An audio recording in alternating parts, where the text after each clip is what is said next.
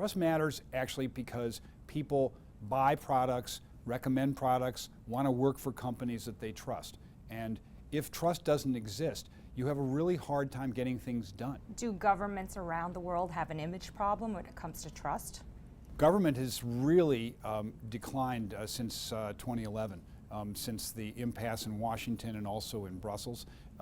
And it's quite consistent in the developed countries. Now in the developing markets, trust in government has collapsed. In Mexico, in Brazil, in South Africa, we're talking about trust levels in 15 to 20%. Government is seen as inefficient, unable to get things done, and way too full of strife. And so business is actually, by contrast, seen as terrific. Gets things done, is accountable. If leaders don't succeed, they get changed out. Business has had a huge rally in trust. What are the biggest headlines from the 2016 Edelman Trust Barometer? The unbelievable divide between the opinions of the elites and the mass population. This divergence appeared after 2009, but it's really widened profoundly. And it's really on the basis that the elites think things are going really well, and the mass population is pretty much flatlined since the recession.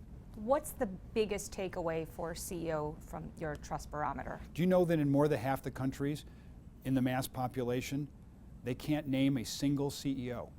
CEOs are so head down that they're totally unknown. I think the smart CEOs, and here we talk about Howard Schultz of Starbucks or Tim Cook of Apple or Paul Pullman of Unilever, they're actually taking on issues that matter to society. 80% of people in our survey of the Edelman Barometer said, I want to know that a company is going to make money and deliver against societal issues. And that's a big change from 5 years ago.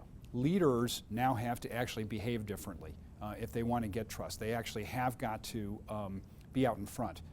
So many CEOs have put their heads down for the last 7 years since the Great Recession, and that is the actual opposite of what's going to work in the future.